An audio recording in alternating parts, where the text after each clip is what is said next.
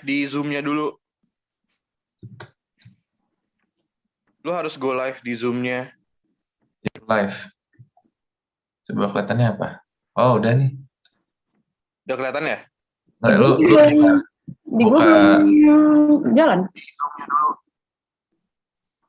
Udah deh. Lu harus go live di Zoom-nya. Ya udah aman. Matiin. Oh, udah. Oh, saya gimana ya?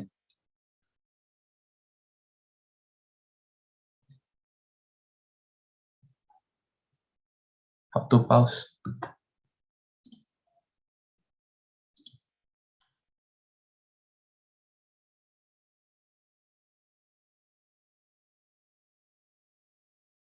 Nanti ada yang kan terakhir tuh pasti ada tag photos kan ya. Nanti yang mau akses siapa?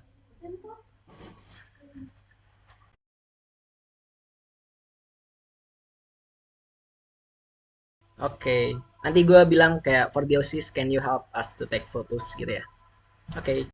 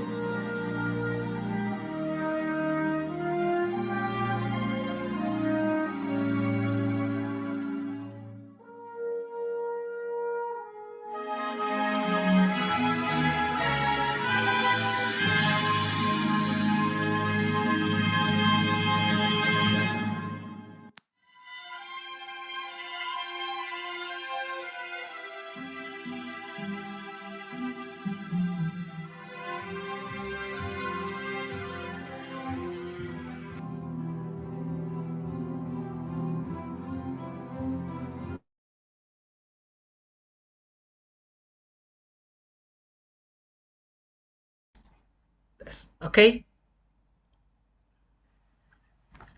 All right. Hello, everyone, and good morning from Indonesia, and welcome to the final day of Global Impact Conference 2021. This is the spectacular day that we have been waiting for, the peak of the Global Impact Conference event from IESR in Universitas Indonesia, where people gather to achieve long-term sustainability to ensure place and fulfillment of humankind's potential. We have gone through a lot to reach the peak of this event, with many participants that came from many countries on behalf of the world. And we are here not only for us, we came here for our children, grandchildren, and also the next generation. Today, we will watch every finalist proposing their solution in front of the judges, with the main theme is sustainability of renewable energy in rural areas. First, I would like to introduce myself. My name is Mahmud Asrul, and I will be the master of ceremony on this event. Before we enter the main event, I would like to thank all the finalists and the judges for making time to come to today's event, and we also want to send warm thanks and appreciation to our official media partners and sponsors.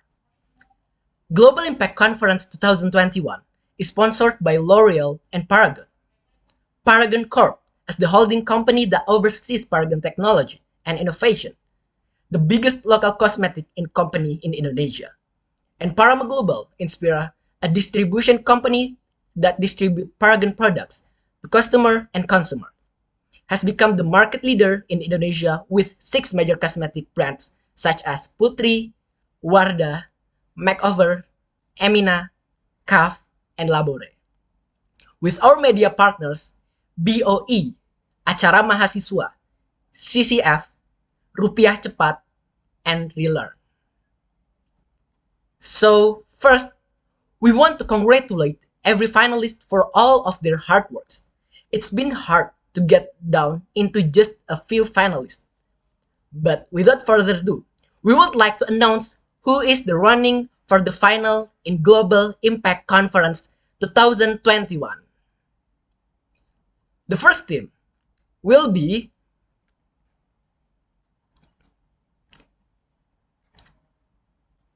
Banana Strawberry from Indonesia.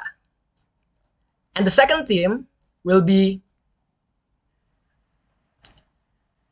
Saung from Indonesia.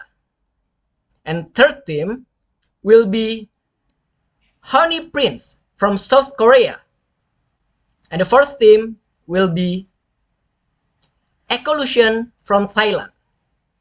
And the fifth team will be Limelight from Indonesia. Let's all of us give an applause to all finalists in here.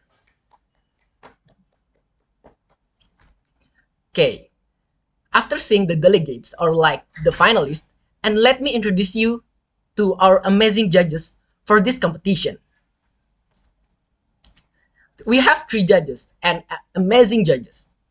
The first one is Mr. Salman from, he is one of monitoring and outreach officer, ACCESS from a project from UNDP.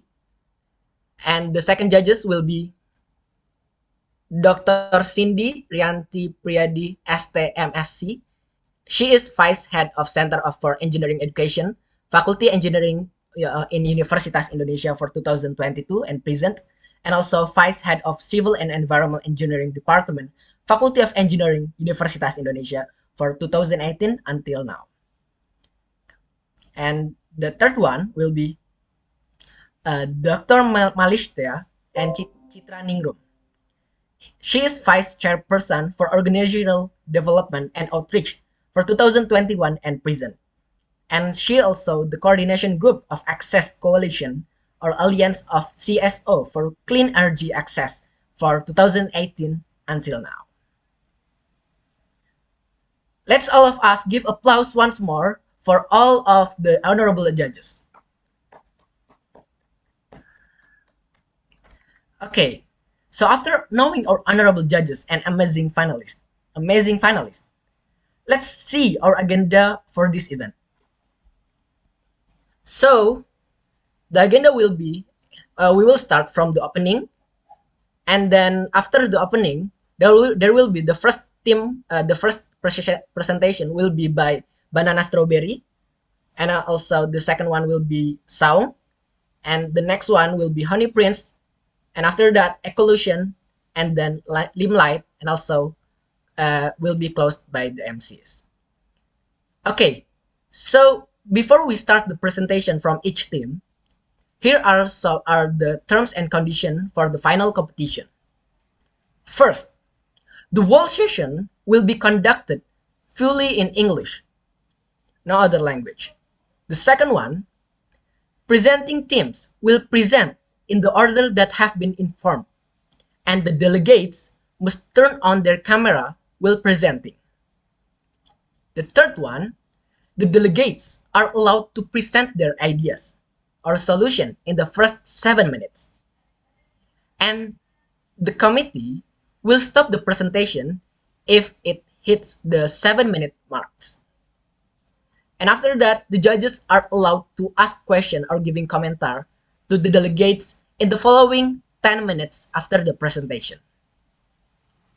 The fourth one, the session will be led by a moderator and delegates, and they are allowed to answer the question after being allowed by the moderator. And the last result will be announced on the awarding night, Sunday, December 5th of 2021 on 19:30 GMT plus 7.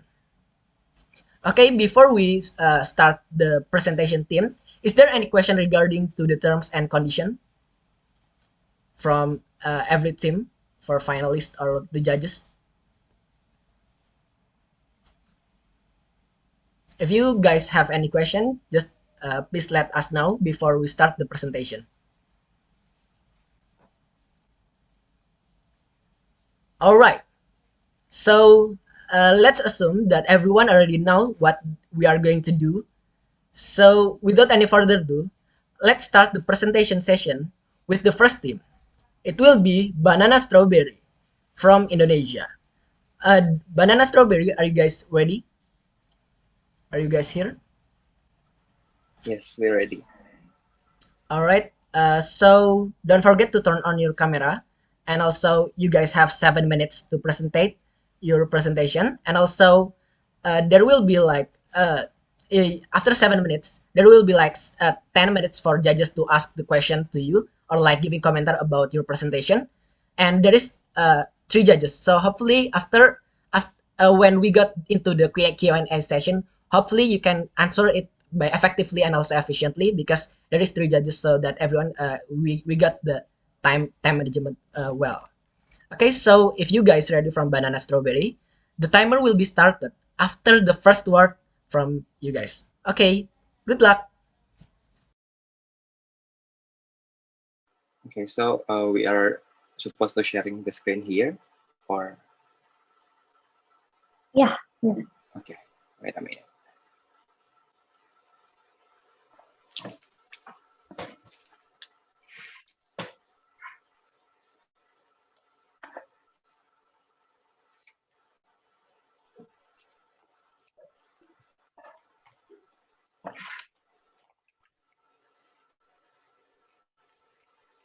Wait a second now.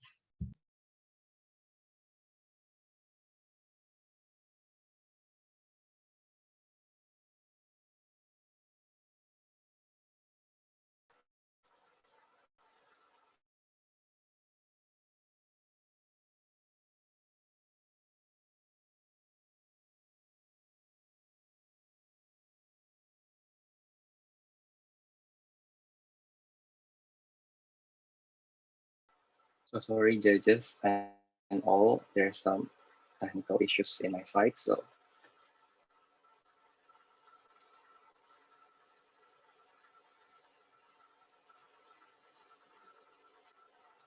Okay, is my screen could be seen? Yes. Yes, Rian.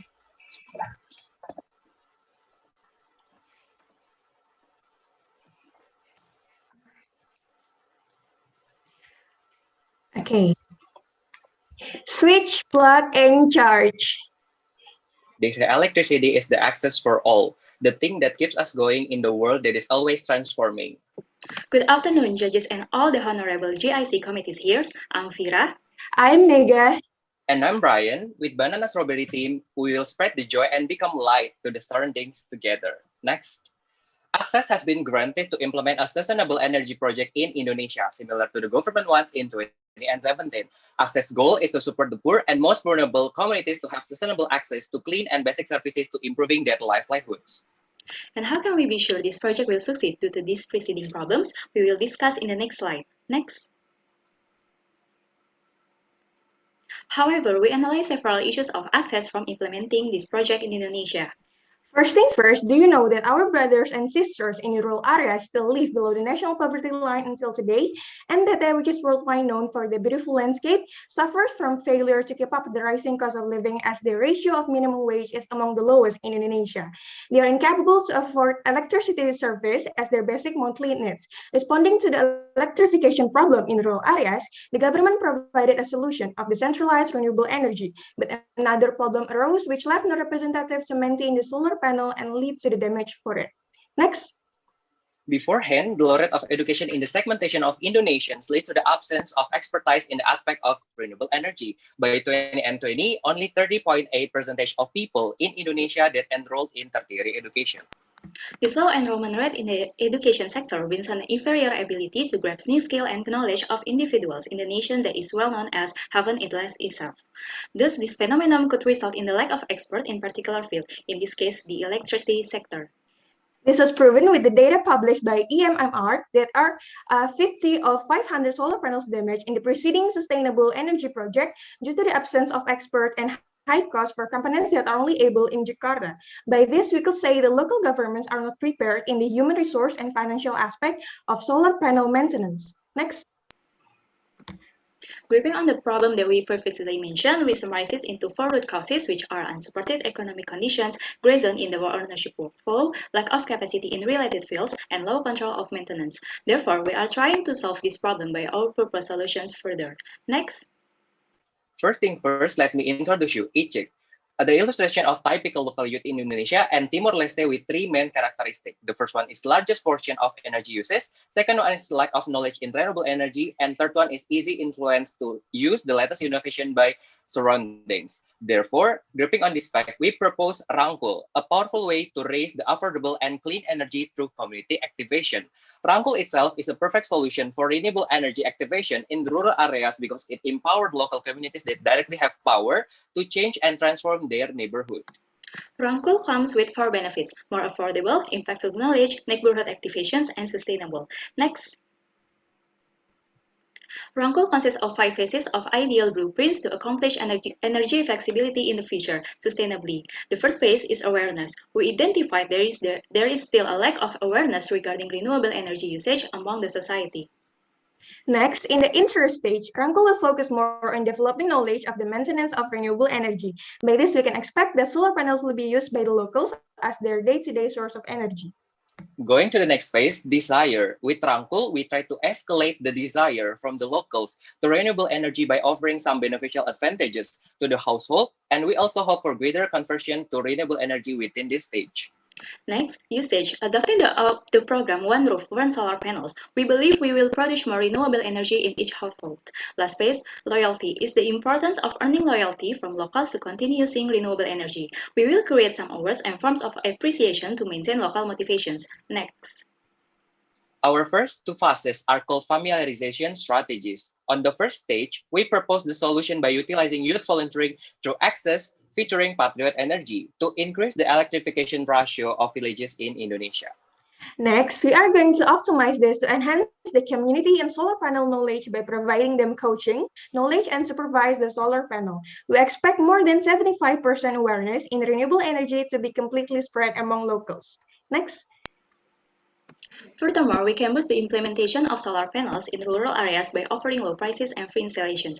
We see that one of the main problems is they cannot afford the electricity based on fossil fuel. So hopefully by this, the local will be interested in using solar panels. And the next solution we can also provide is offering the 3 months so they don't to have pay anything and providing them with intensive training for several months. And next, the solution we propose is one roof, one solar panel. Why? Because when the solar panel is concentrated in one area, the energy produced cannot fulfill the local needs. So with this idea, hopefully the energy that each household needs can be fulfilled and the locals will be more productive.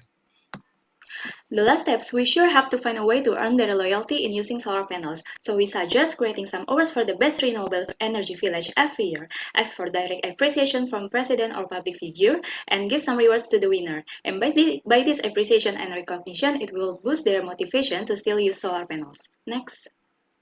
Therefore, Rangkul strategy is planned to be applied in the next 4 years, with unified stages to achieve renewable energy evenly.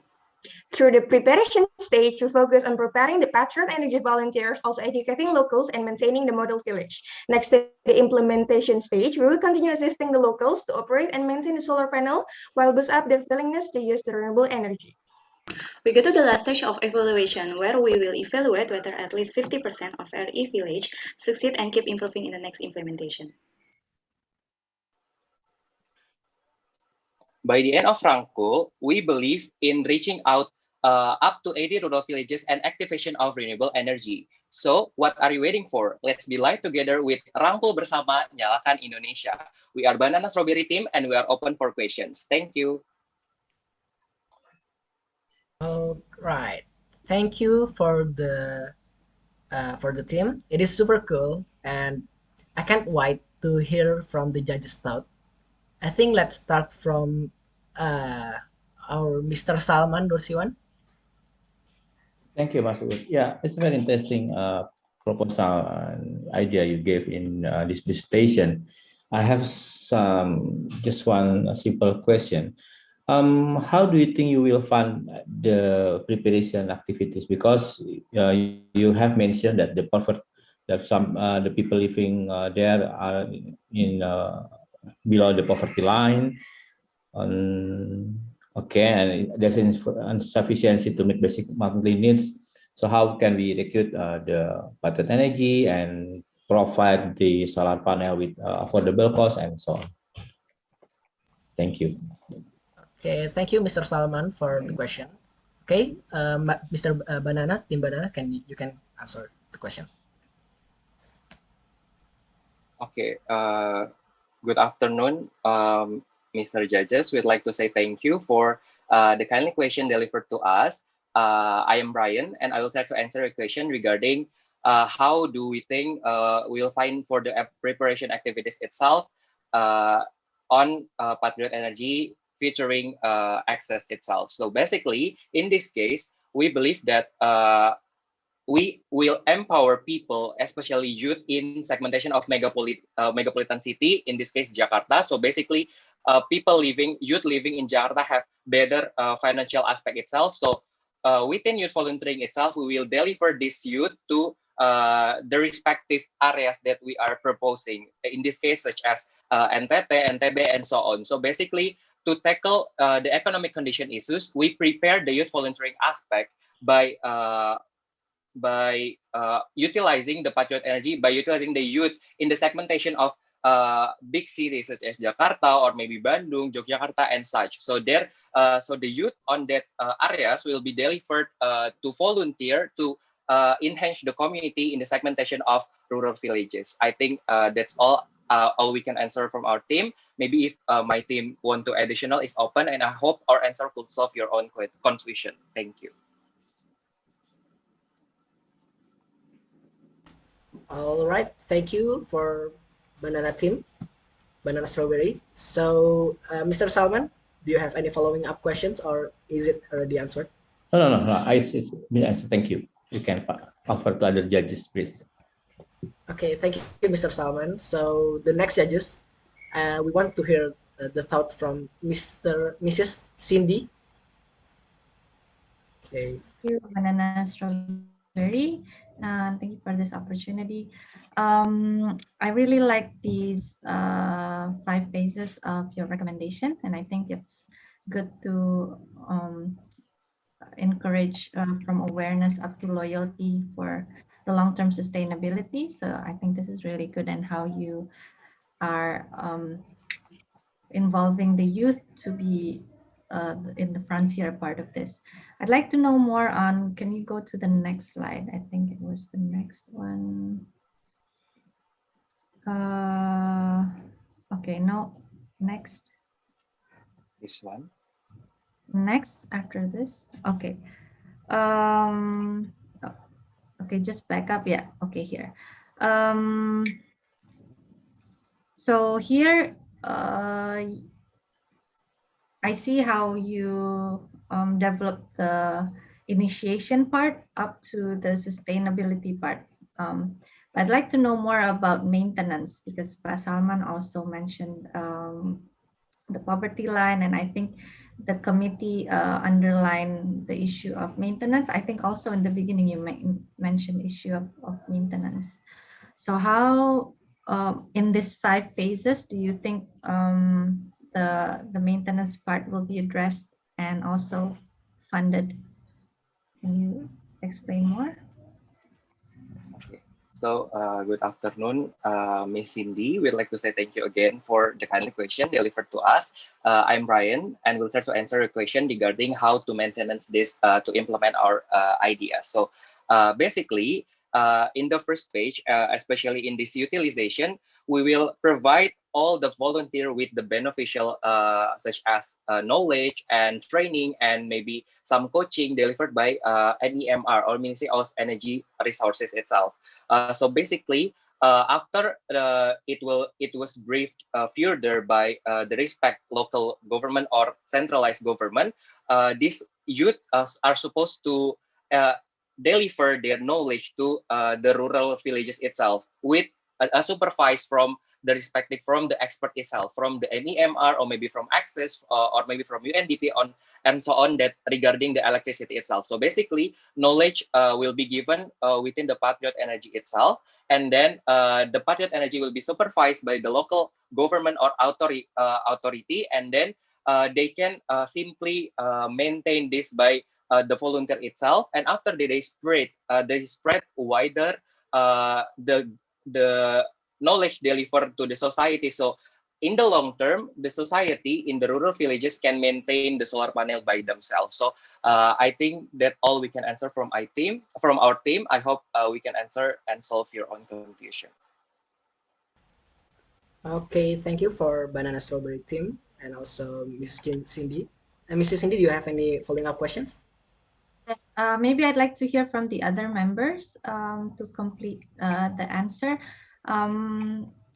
Because yeah, you mentioned in your introduction as well how that around 10% of solar panels after 2 years are not in use.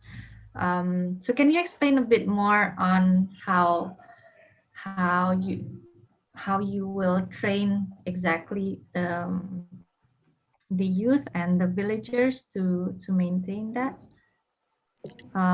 Because I guess if it was that easy, there would be no 10% problem, right? I guess Mbak Citra is smiling. She knows the problem in the field. So like technically, how would you address and what would be how long would the training be more or less? Do you have any idea for that? Okay, thank you for the question. I will try to answer and add the answer from Ryan. So basically, we propose to provide the ministries have provided with intensive training for several months, as we state in presentation. So maybe we like to think it's like 3 months of intensive training. So hopefully by that, the villagers itself know how to basic operations and how to prepare it due to the damage maybe will come after. And the next solutions is maybe we can give some representative from ministry itself, so they have a standby person to have to manage the solar panel in villager itself. Maybe that's all that I can answer. Hopefully it's solve the questions. Okay, thank you.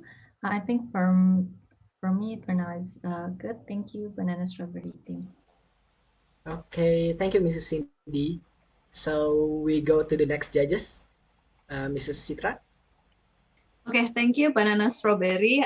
Vira, Rafa, and Ryan, I have two questions. The first, no, this is the first question. What I like from your solution is that you connect existing voluntary activity from the Ministry of Energy and Mineral Resources, the Patriot Energy, and how you can have it incorporated in your ideas. And the second thing is they also mention about youth involvement. That's very important because we need to ensure that renewable energy is indeed part of youth movement initiative in Indonesia. So my first question would be, one, could you define the indicators, the SMART indicators? How do you select the target, the timeline that you want to accomplish with these ideas, and how you measure the success of your activities? And then the second thing is, I don't see any identification of policy gaps or policy problems. Is it deliberately like that? I mean, you choose to solve the problem of human resources and not the policy gaps, or likely you have any other reasons for that? Thank you.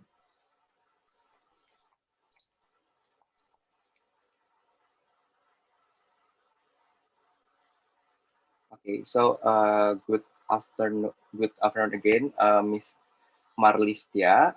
We'd like to say thank you also for the kindly question delivered to us. I'm Ryan. We'll try to answer a question regarding the first one on how to define the indicators, how we select the target of youth, and how to measure the success of activities itself. So the first one, the SMART indicators, how we select the target of youth is basically we will select the youth that mostly prefer into basic background. The first one is they that possibly have preceding experiences in like community enhancement or maybe pengabdian in Indonesia, and also another volunteering activities itself. So basically, if the person have the basic skill on how to having a volunteer in their life, it's much easier for for us to deliver the knowledge because they knew how to react, they knew how to done the job well in the future in the next rural areas itself. And the second one is the people that that want to look up for volunteering with the at least minimum qualified or maybe education background is verified. So basically maybe bachelor degree or diploma and such. Why? Because within these requirements, we believe that they know how to construct. They know how to construct well in words. They know how to have a great engagement in team. They know how to have a good empowerment on delivering the volunteering program itself. So in that sense, we measure the success of activities as what stated in the last one. So the measurement of activities itself, we believe that we can state as succeed if up to 80 rural villages among nations in Indonesia are activated in the implementation of renewable energy in that sense of the period up to 20 and 25. So I think that all we can answer. My friend will make an additional regarding the policy gaps. Thank you.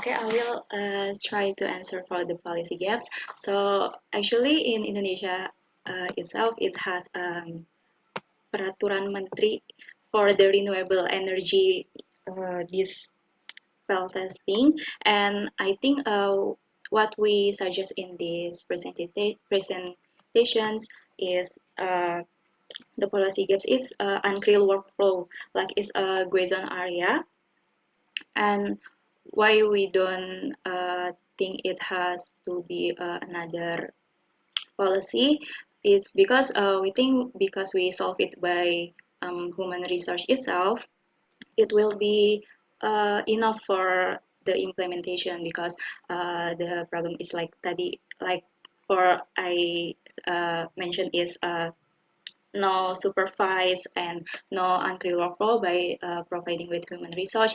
There are some representative that will stand by and how to teach them how to um, operate the solar panel things and how to repair it. Maybe it will be enough. Maybe that's all we can say for the questions. Thank you. Okay, thank you Yeah, for thank you. Strawberry Banana and also Miss Citra for the questions. So because we only have like time limit, let's go to the next team. Thank you for the presentation and also the judges. Okay, for the next team will Thank you be all. Saung. Okay, Saung, are you here? Yeah. Give me a second. So the timer will be start after the first word you guys give. Good luck.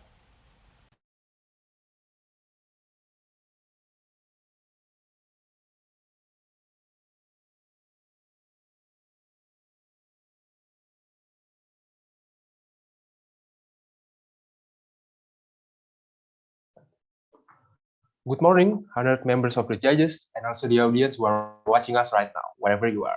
My name is Albertus Rakayuda, and I'm here with my colleagues, Jeremy Alpha and William Wijaya. We are from Team Saung, and we will be presenting our solution to help and assist the ACCESS project in sustaining renewable energy to rural areas. We propose our solution, namely Desa Terang. Even as we sit today, there are still many of our friends outside big cities like Jakarta who still don't get a proper access to electricity. And do you know what? And do you want to know how many are they? Next slide.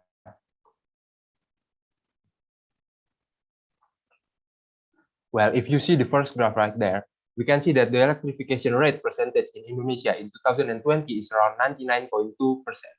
So there are 0.8% who don't get a proper access to electricity. So it's around 2.1 million of the citizens of Indonesia. Of the 2.1 million population, the number itself is spread across various provinces, as shown in figure 1.2. ACCESS itself is on mission to reducing inequality between regions and provides electricity for some of the provinces that are mentioned before. There will be 12,000 and 1,600 people who will be directly affected by this ACCESS project, but a larger number will also be indirectly affected. Well, in the field, ACCESS might have some serious challenges such as education, economy, operation, and also technology. Next slide.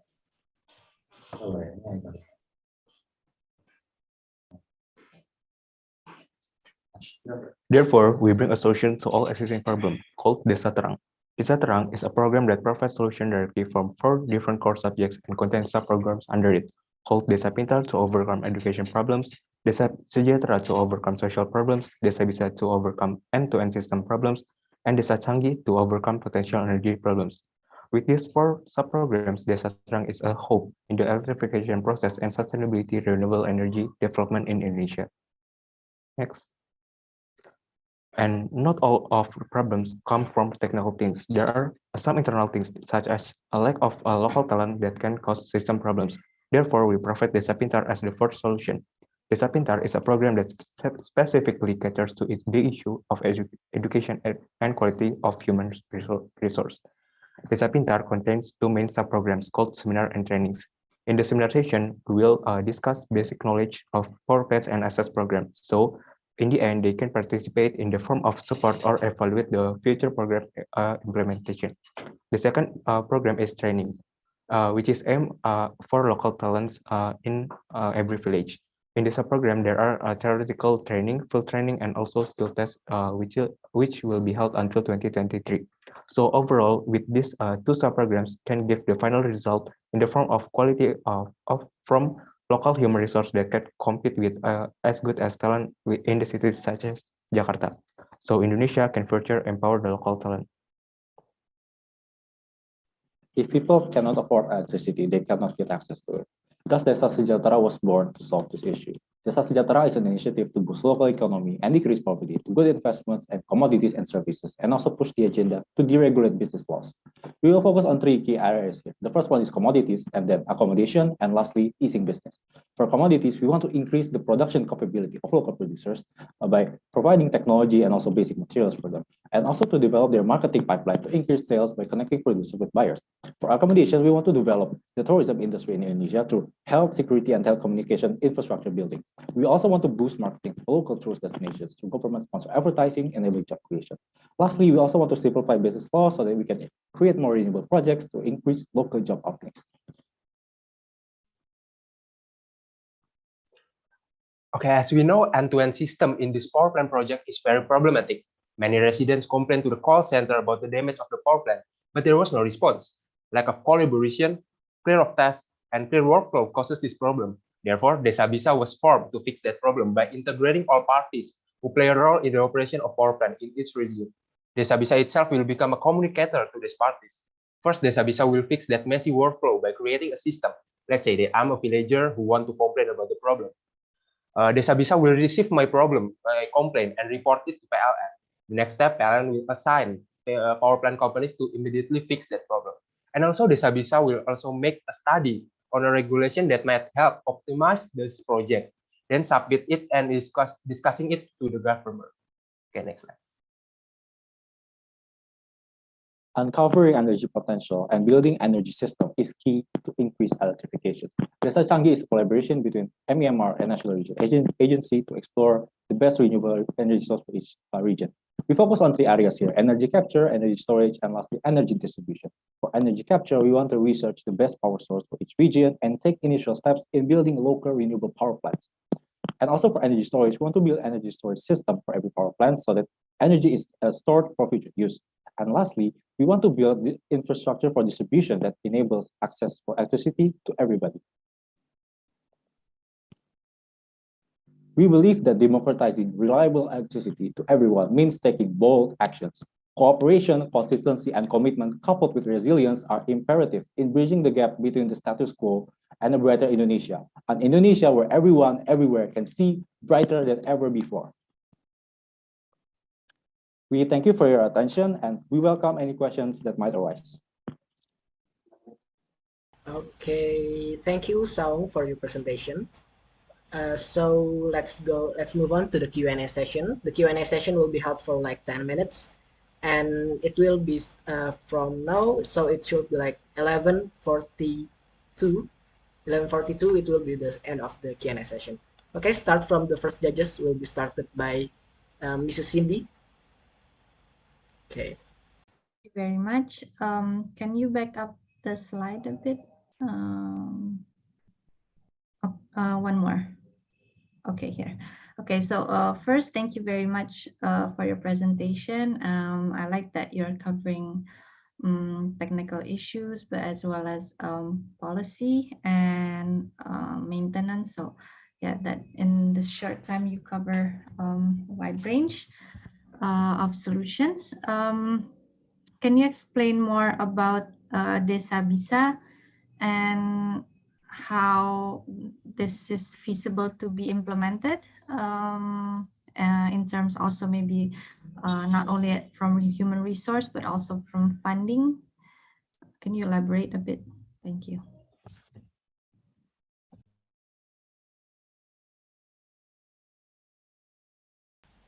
Just go for it. It's okay. Okay, I will explain a little bit about this Desa Bisa itself and how it operates in the field. Okay, so Desa Bisa itself is an independent body that integrate all these parties, four parties that include local villagers, and also development companies. And how it can be implemented in this kind of situation or like this, I think we think that we need a human resource which is will be provided by which will be provided by the government, and also we also need funding which will be elaborated by my friend. Okay, for funding, we estimate that Desa Bisa will take around $1 million in total for each lifespan, which we have segmented into a few parts. For capital expenditures such as For example, we want to install offices and also other furniture. We expect around 200 to 300,000 US dollars. For labor costs, we estimate around 200 to 300,000 US dollars in total over the span of around 2 to 3 years. And also for other costs, such as, for example, if we want to establish, for example, partnerships with maybe local power plant companies, we can, for example, we want to establish partnerships with them. It may take cost, for example, accommodation and also other costs. It will be around $100,000. So in total, we estimate that the cost will be under 1 million US dollars for the entirety of the lifespan.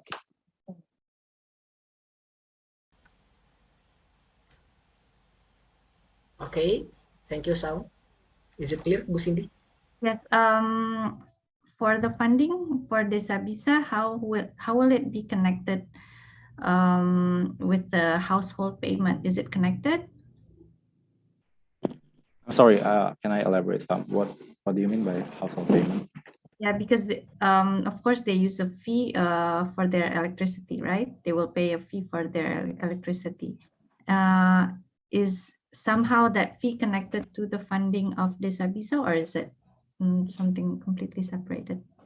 For funding of Desa-Bisa, we plan that it will be sponsored by the ACCESS Project. We know that ACCESS Project has $18 million in budget for the entire of its lifespan. So we can request the budget to the ACCESS initiative itself.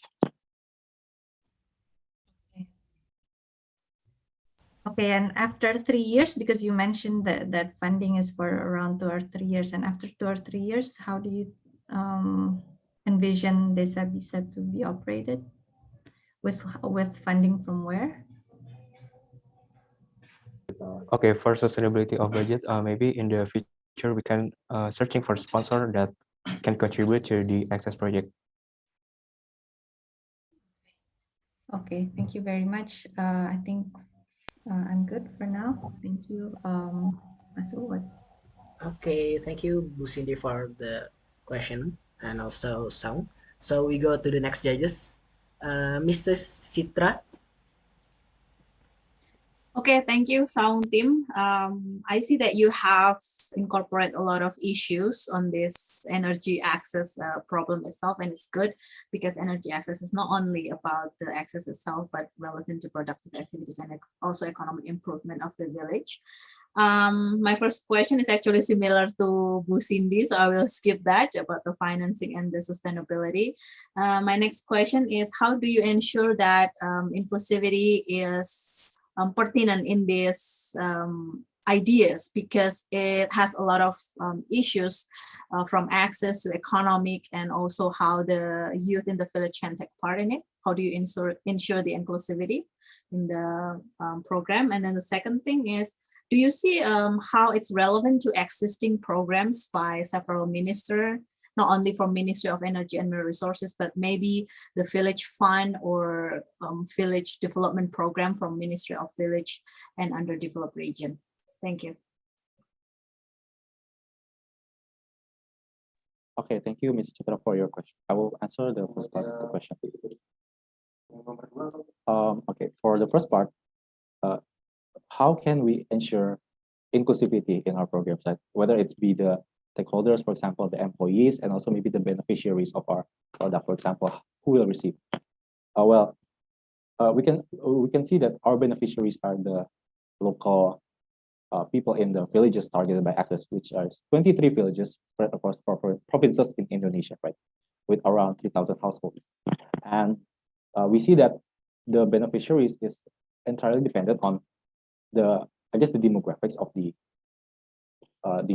population of the targeted areas, but we can also ensure that for example, no minorities or maybe women get left behind just because of their social status. So we will enforce this distribution of electricity other than from the Canggih, which enables the distribution of electricity to everyone in the village. We will also work together with village heads, so that we can actually collaborate and actually make sure that everyone in the village, not only maybe the privileged men or maybe other majorities, but also the minorities and the women and the children, etc., they can also receive the electricity that we produce from our program. So to sum up, it is about collaboration and also the enforcement of how of the implementation of how can we ensure that everyone gets the benefits. I think that's for me. Thank you. For the second question, despite of IEMR minister, the villagers also contact with Desa Pintar, which is the end of the purpose Desa Pintar is for the local talent development. So in this program, there are contact with BUMN on also head of village and also contact with Minister of Energy and the other things.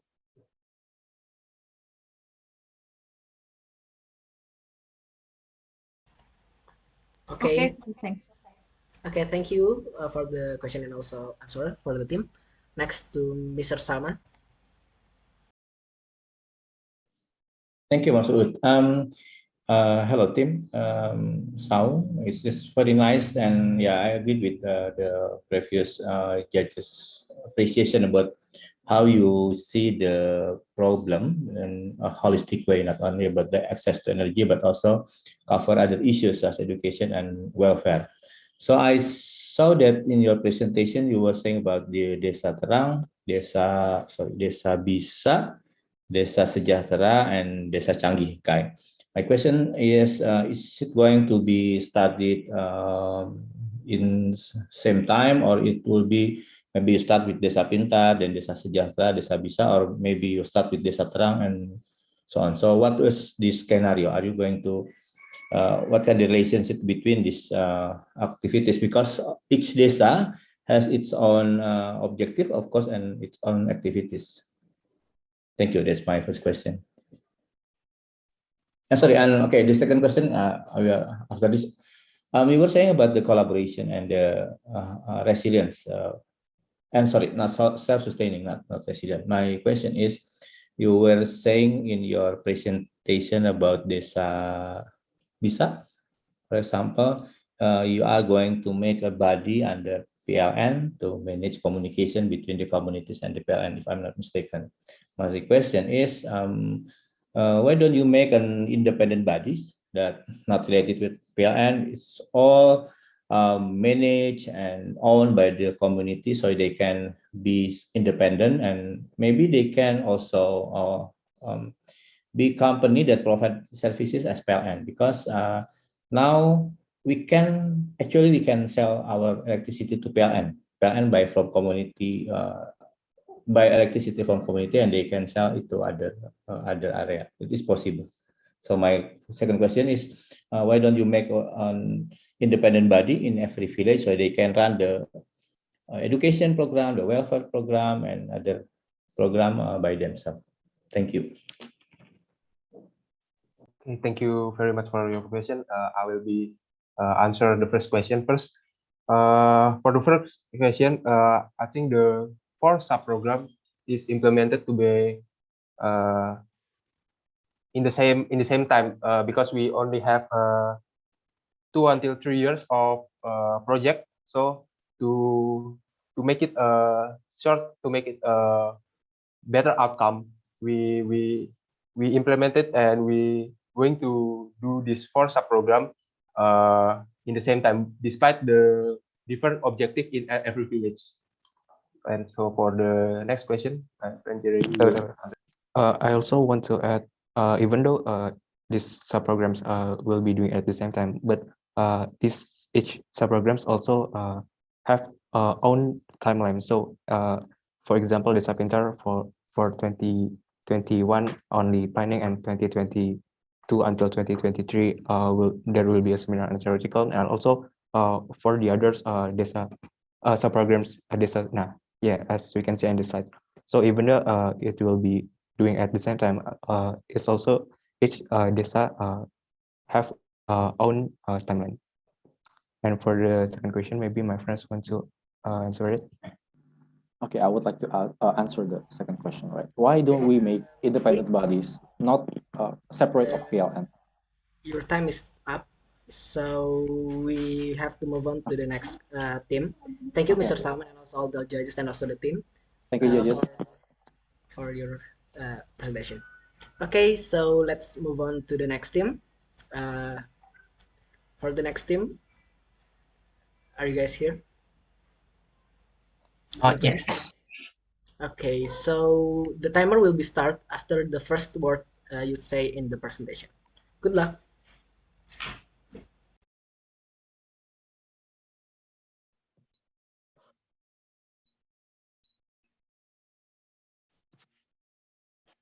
Hi, this is the Team Honey Prince from South Korea. Climate change is now a global issue, and so is electrification. Like some developed countries, rural electrification is still a demanding task for many developing countries. In order to provide them with renewable energy, we have come up with CRE, which means crowdfunding for rural energy. CRE is a crowdfunding platform that connects potential energy cooperatives in rural areas with private small investors. Through this platform, energy cooperatives will be able to earn funds for building renewable energy plants, and energy cooperatives of the area will provide residents electricity in low cost and sell the surplus energy for profit.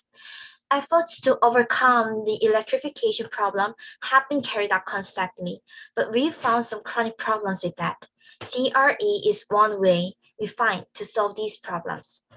One of the problems is the economic conditions of the rural residents.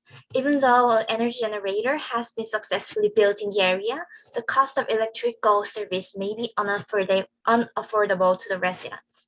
This problem can be solved if energy was provided by a regional energy cooperative so that they can provide electricity to the residents at a lower cost if the residents pay a little entrance fee and become a cooperative member.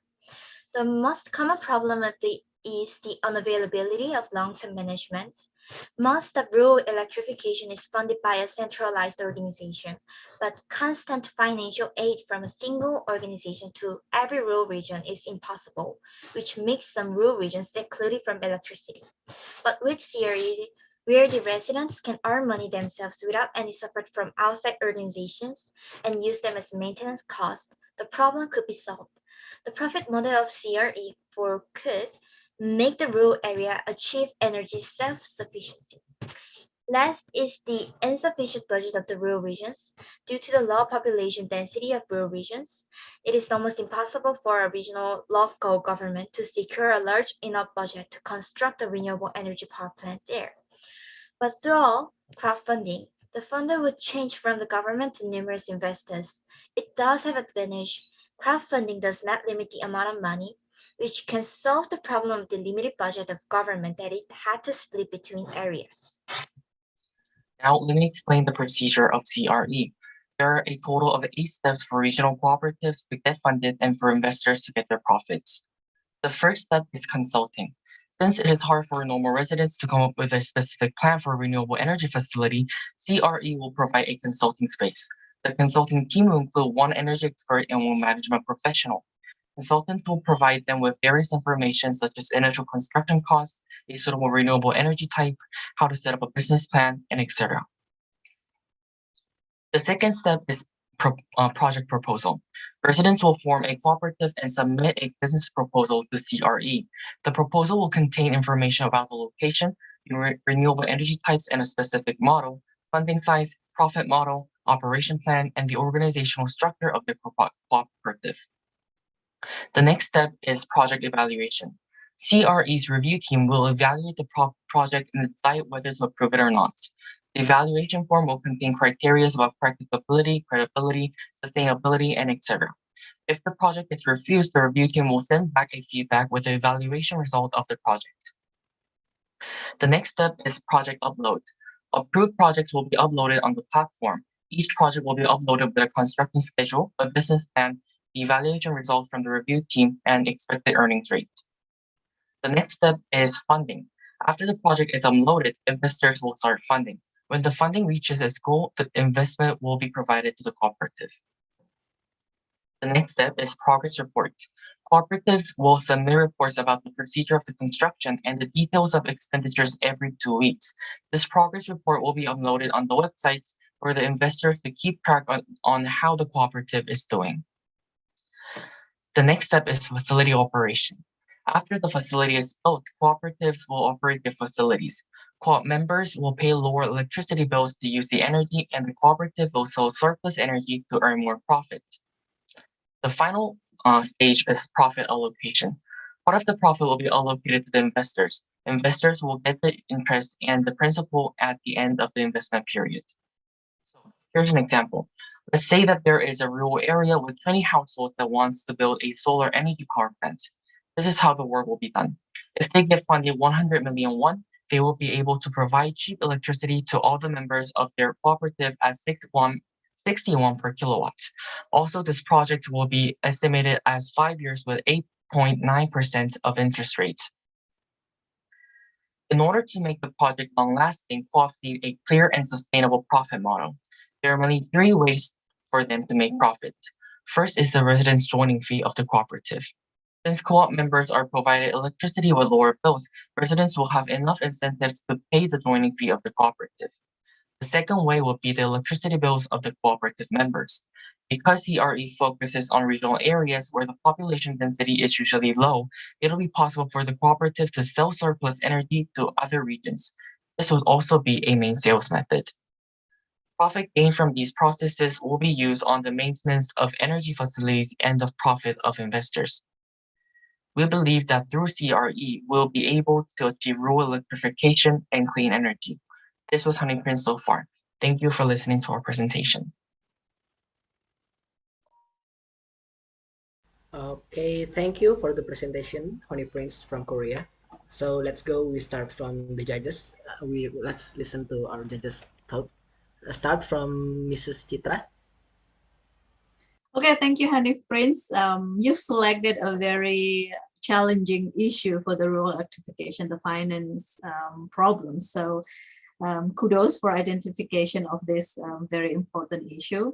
My question, the first one would be, because I saw that the CRE would also evaluate the project, how do you see the risk sharing between CRE and or the project that you've financed or the villager itself regarding the project itself? Because I think that if you offer this investment to some investors, then you need to also present the risks, sustainability, etc. And my second question is that how do you ensure that all the consumers will keep their payment going? That will also entail to the risk that you will explain to the investors itself. Thank you.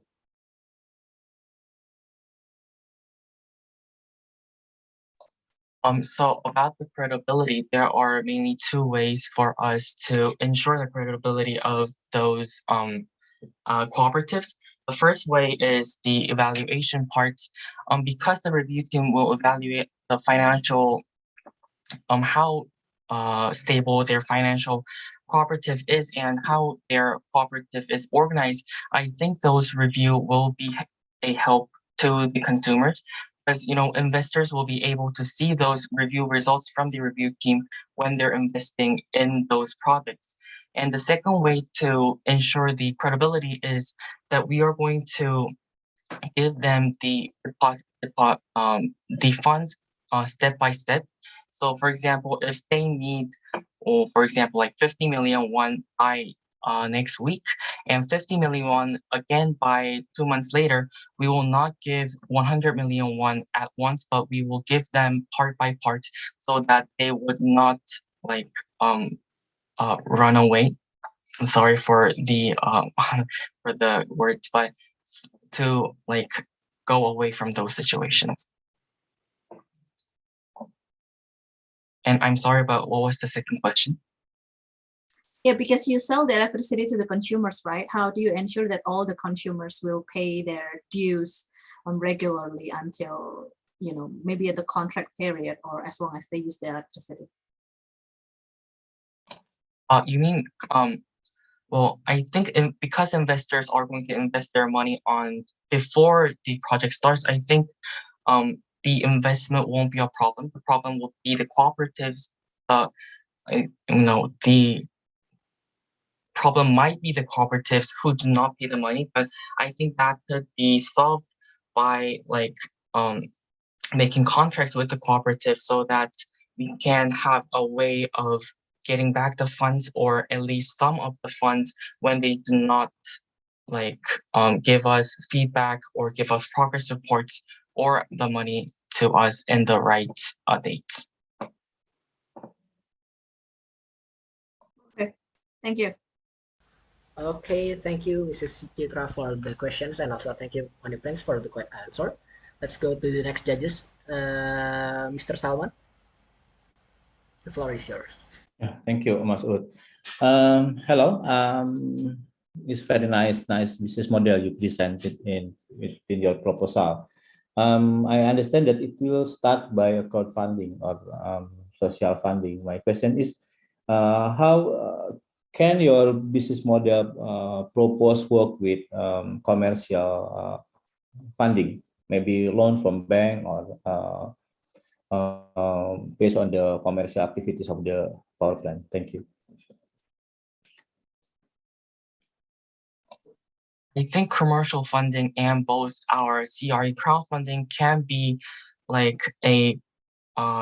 could be used by the cooperatives at once, because part of the initial construction fee could be loaned by banks, and part of the money they need for construction can be loaned by our CRE. So I don't think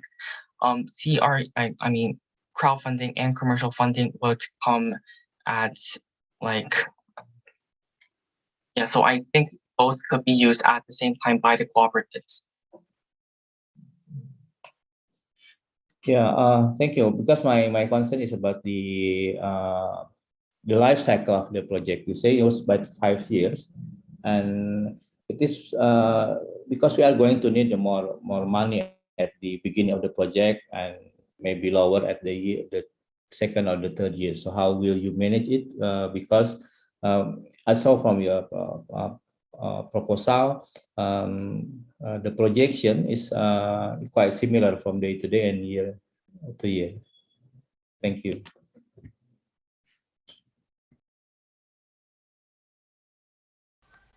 I'm really sorry, but I'm not sure I understood the question. Is the question about how the cooperatives will be able to make enough money? Oh, yes. So as you can see on the example that, can you see the PPT slides right now? Oh, yes, yeah. Okay, as you can see on the example that I put, if the funds is 100 million won for 100 kilowatts solar energy generation, it'll be the cooperative will be able to give all of the principals and the interest to the investors within 5 years with 8.9% of interest rates. So although the period needed for ending the investment is quite long, I think this would be a sustainable and a sustainable way of putting this investment.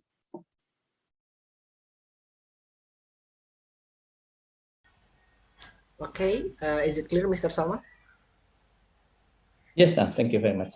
Okay, thank you, Mr. Salman, for the questions. Let's next up to the last judges, Bu Cindy, Mrs. Cindy. Thank you very much. I'd also like to elaborate Bu Citra and Pak Salman's question on the different options actually of funding that the villages have. I'm more interested about the ethics in a way that if it's targeted for a rural area that has economic issue, of course it's a bit questionable to make 9% interest of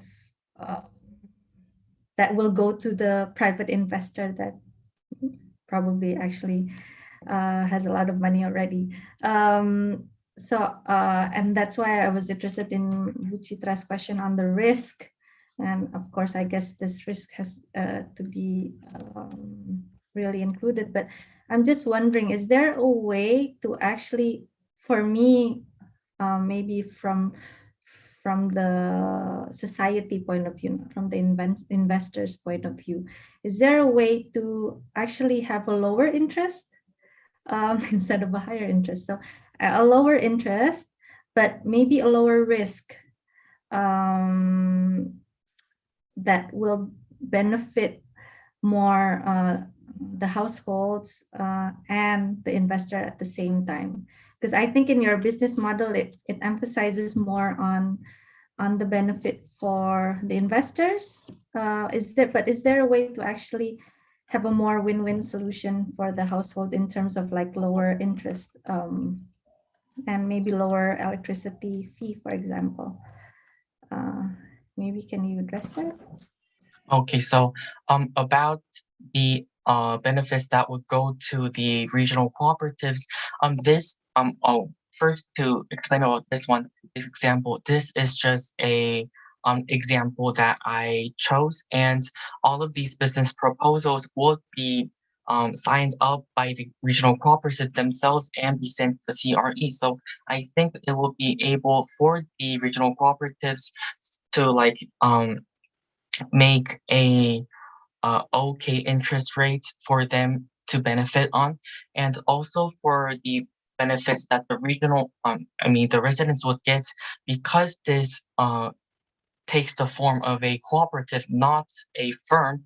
It'll be able for the cooperative to give, to provide electricity to their residents, their cooperative members, which is the residents of the regional area, at a very low electricity bill. So I think that would also be a strong benefit for the residents of those areas. Okay, thank you for that. I'm maybe coming back to the committee. Okay, thank you, Mrs. Cindy, and also all the judges, and also Honey Prince for the presentation. So let's move on to the next team. Thank you for the presentations. Let's go to the next team. Are you here? Yes, we're here. Please give us a moment. Okay, so you guys will start your presentation. The timer will be start in your first word in the presentation. Thank you. Good luck. Please let me share the screen.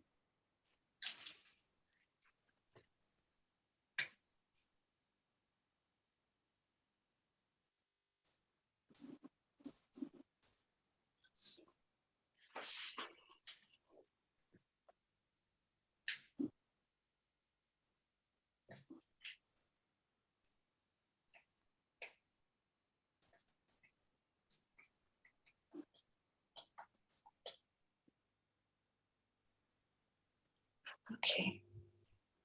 Electricity is an essential part of our daily lives, but some lack the very thing that keeps us connected and alive today. Good afternoon, ladies and gentlemen. We're Eco-lution. I'm May, that's David, and Sulin. Today, we'll be exploring how to provide clean energy to villages where culture is abundant, but electricity still isn't. There are 4 key barriers.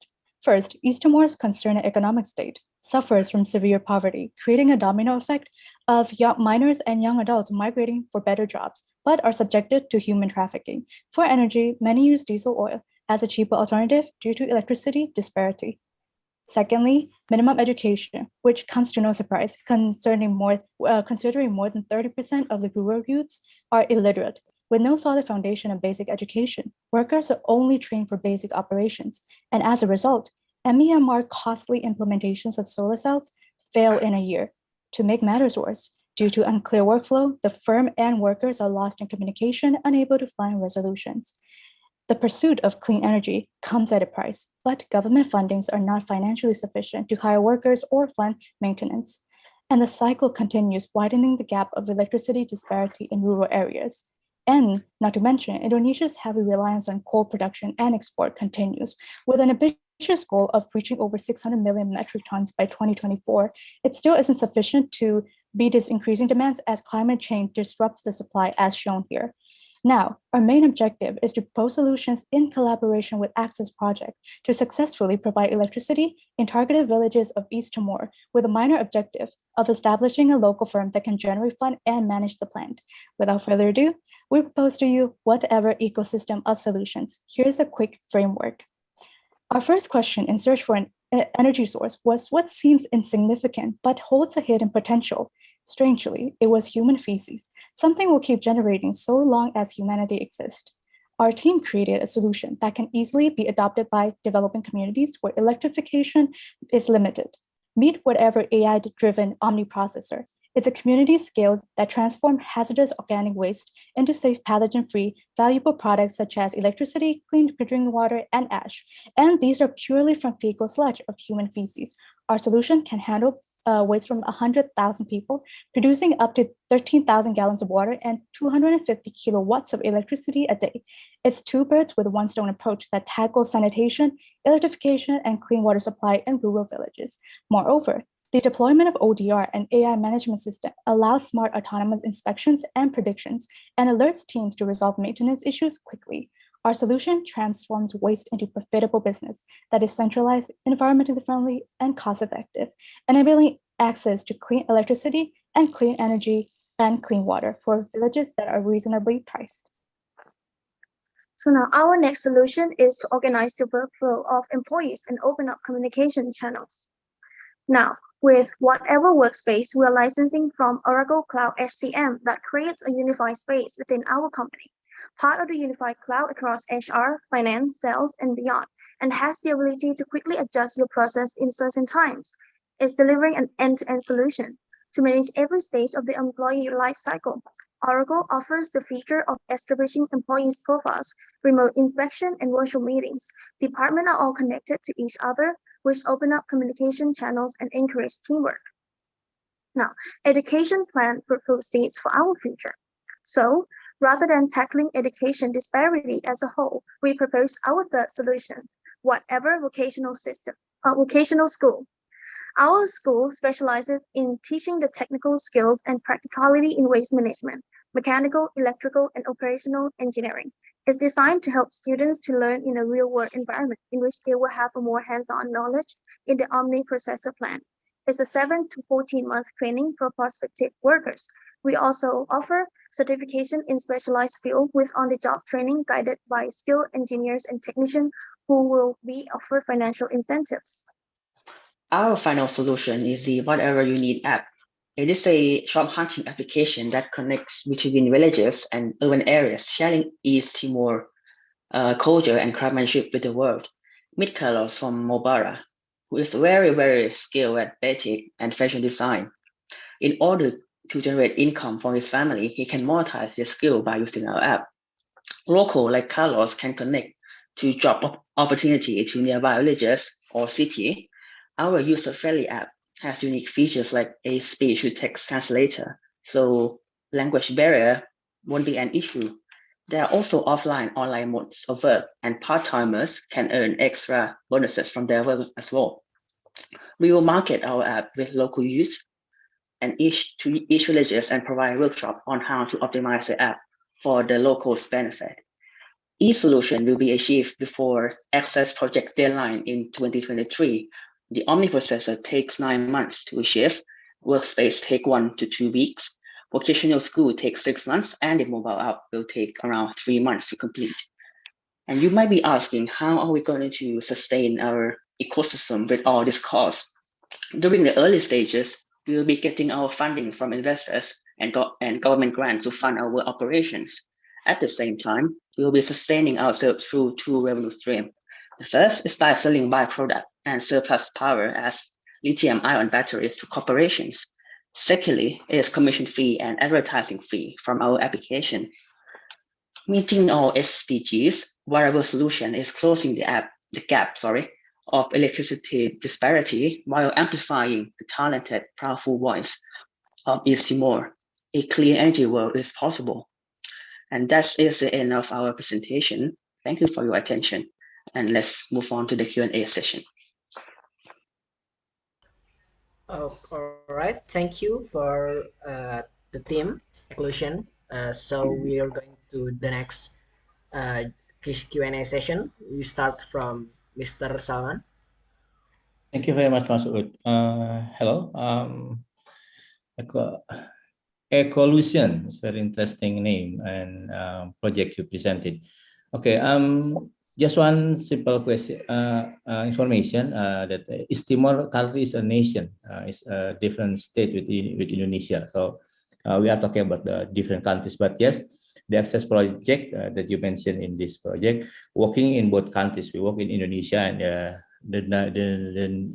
and Timor Leste now. The name is Timor turned into Timor Leste. But I just want to give question about the project you just presented. The first one is about the application. So what's the main? Okay. Yeah. What is the application focus on? To a capacity building, to train people, make awareness, or it's related with the project with the project itself? How to turn to create a bioenergy from faces was my first question. And the second one, also about the application. Do you think is it possible to generate quite great funding from using this application? Because I don't know, when people are using application, the fees usually not so high. It's quite cheap. So I mean, we have to involve a lot of people to use this application. Thank you very much. That's the two questions. Thank you so much, Judge, for the question, and thank you for clarifying about Timor-Leste and also East Timor. I think we're all learning. It's all a learning process. So thank you for that. And for the application for your first question, I would like to clarify that the application itself is it's sort of like a bridging medium for the villagers to access job opportunities within nearby villages or urban areas where urban employers can hire them as part-timers or full-timer. And as for your second question, of course, we can generate revenue from this by having commission fees from the urban employers who, if it's part-time, if the worker is hired part-time, then they will be charged with 3% commission fees. But if they're hired with a full-time employment, they'll be charged with a 5% commission fees. David, would you like to add on?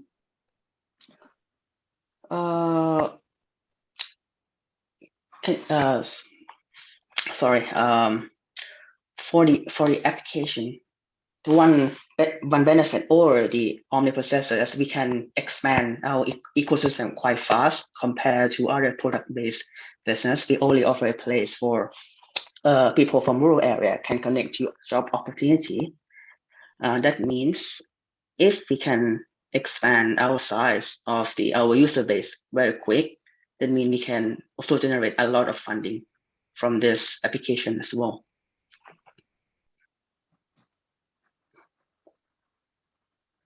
All right, is it clear, Mr. Salman? Oh yes, for now is enough. Thank you. Okay, thank you for the question, Mr. Salman. Let's next up to the next judges. Mrs. Citra. Okay, thank you, Eco-lution, for this. I would call it a forward-thinking solution. You employ different technologies for creating the solution for rural energy access in Indonesia and in East Timor as well. My question would be first regarding the electricity from the human feces, right? I assume that there will be a minimum feed supply in order to make it work, so to say economic of scale. So how do you identify which location or village to target to? Because in order to make this work continuously, then you will need a constant feed, a minimum constant feed of human feces to obtain the economics of the production. And my second question is that because you incorporate a lot of technology, information and technology in your ideas, do you assume that the targeted village or location will have a good internet access? The first one. The second thing is they have a good literacy on information and technology and also internet etiquette? And do you think that they should also have already good product quality, local product? Because you, in your solution, you mentioned about facilitating the local products from the village to a larger market. So I think that you already assume they already have some things to offer.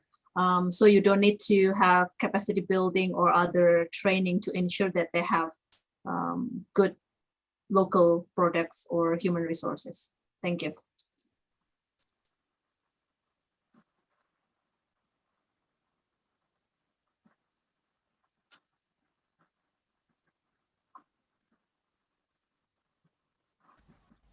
Okay, Tim.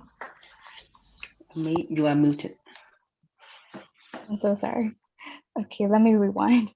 So thank you so much, Judge, for the question. And for your about the Wi-Fi and also the their lack of technology incompetency, we actually implemented like sort of like a workshop on how they can utilize the, I guess, more of like a Wi-Fi or Internet of Things materials and such. And also for could you please clarify on your second question about the? My first question is on the continuation of FIT for the power plants, because I assume there will be a minimum amounts of human feces or FIT to operate this power plant. So how do you select targeted village to ensure that it will be running for a certain amount of time and its economics? I see. So our plan was initially to have one Omni processor for villages, for targeted villages. So the Omni processor will be collecting sewer sludge from, I guess, like 4 different sanitation plants of 4 different villages.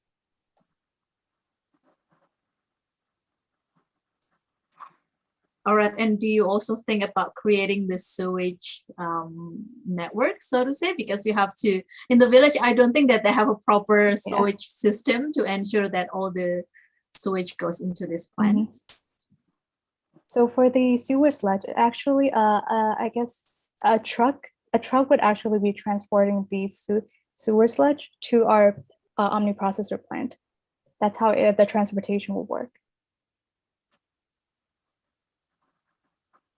Okay.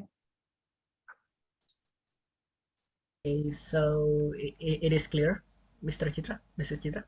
I think the second question is more how do you assume that all the villages that you'll be targeting is having a good internet connection? I can clarify that. Actually, we also thought about that, and we do research on that. And over 50% they do have internet, but they're now using satellite services. And maybe with our technology and training, we can increase those efficiency. Yes. All right. Thank you. All right. Thank you, Mrs. Chitra, for the question and also the team. We go to the next judges. Mrs. Chindi. Very much. I'd like to elaborate more on the previous judges. And also first clarify one thing. In your slide, you mentioned that there will be surplus of electricity. Is that right? Yeah, there's 15% surplus of electricity. Okay, so you've calculated the electricity that would be generated, the potential electricity generated by this Omni processor, and you calculated that there would be a surplus?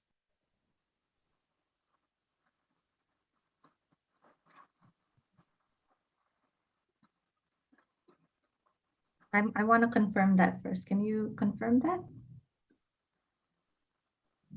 Yes, sorry, my mic was on mute. Yes, yes, Judge, indeed, there would actually be a surplus. As we've mentioned, we'll take 15% of the electricity surplus and we'll sell it as a prismatic lithium ion cell to the corporations to generate an income. Okay, I'm curious, how many,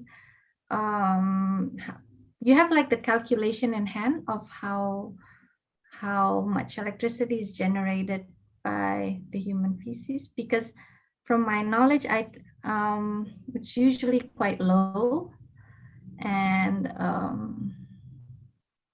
yeah, 50 wet tons of waste per day. So how did you come into the 50 wet tons of waste? So you said 4 villages. How many? Yes, 4 villages. Per village? This calculation was actually proven to be successful by one of the Omni processors that was built in the United States called a Janicki Omni processor. So this calculation alone is actually proven to be true by 4 to 5 different communities. Okay, so 50 wet tons of waste is generated by the 4 villages. Is that what you calculated? Yes, it was calculated by the Janicki Omni processor. Yes, for 4 villages. Yes, correct. So how many kilogram per person per day is that? How many people do you assume to live in the village? In the village, David, would you like to clarify that? I'm just wondering because I think it's a lot of waste. 50 ton of waste for villages. I don't think I think there might be some miscalculation. I don't know, unless you can clarify that.